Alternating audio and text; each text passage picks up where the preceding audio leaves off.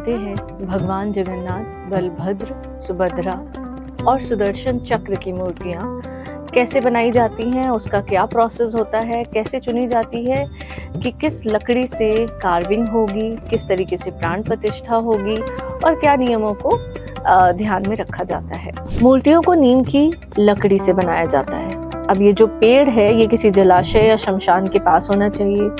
पेड़ पर शंख चक्र जैसे पवित्र चिन्ह होने चाहिए। पेड़ स्वस्थ, बिना क्षति और सीधा होना चाहिए। पेड़ पर पक्षियों का घोंसला या मानव हस्तक्षेप नहीं होना चाहिए। ऐसा भी कहा गया है। भविष्य पुराण के अनुसार विष्णु मूर्तियों के लिए ये शुभ माना जाता है। इसका संकेत कई बार दैवीय संकेतों से भी लिया गया है, जो कि भगवान विष्णु के मार्गदर्शन पर शामिल होता है। इसके बाद होता है रस्मी कटाई। इस पर पवित्र किया जाता है। उस पेड़ को पवित्र करने का एक अपना तरीका होता है जो फॉलो करते हैं वहाँ के जो चिन्हित लोग होते हैं। और उसके बाद मंत्र बोले जाते हैं, उसकी शुद्धिकरण होती है। उसके बाद जो लकड़ी है उसको काटा जाता है। इसके बाद होता है नव कलीवर समारोह, जिसमें जगन्नाथ, बलभद्र, सुभद्रा, सुदर्शन चक्र की मूर्तियों को नया शरीर दिया जाता है।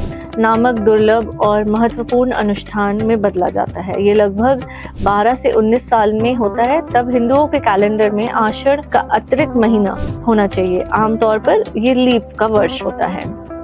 इसके दौरान पुरानी मूर्तियों को बदला जाता है और नई मूर्तियां बनाई जाती हैं, क्योंकि लकड़ी की मूर्तियां समय और अनुष्ठान के कारण खराब हो जाती हैं। ये प्रक्रिया काफी गोपनीय तरीके से होती है और इससे जुड़ी हुई महत्वपूर्ण भूमिकाएं जो लोग निभाते हैं वो उस दौरान अलग रहते हैं और अनुष्ठान में रहते हैं पूरी तरीके से। इसके बाद सबसे महत्वपूर्ण चीज जो होती है वो होती है नक्काशी।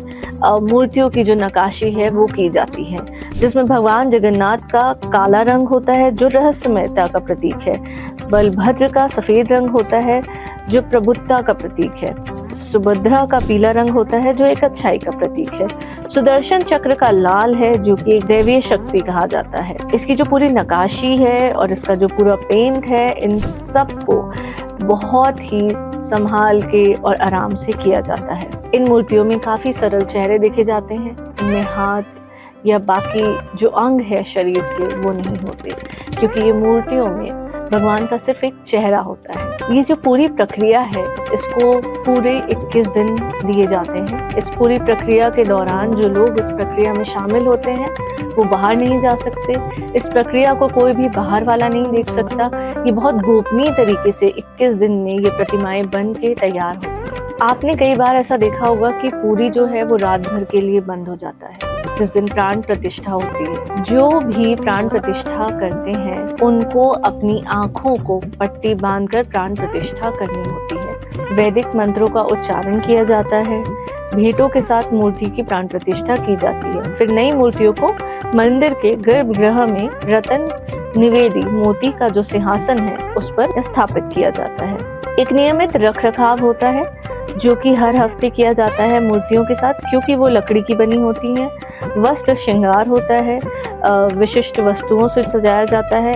इसका एक प्रतिदिन निर्धारित रंग होता है। यह पूरी प्रक्रिया अत्यंत पवित्र और गोपनीय तरीके से होती है। तो ये एक पूरी प्रक्रिया थी किस तरीके से जगन्नाथ भगवान, बलभद्र और सुभद्रा की मूर्तियों को बदला जाता है और नई मूर्ति आती है। ये 12 से 19 साल के बीच में एक बार किया जाता है।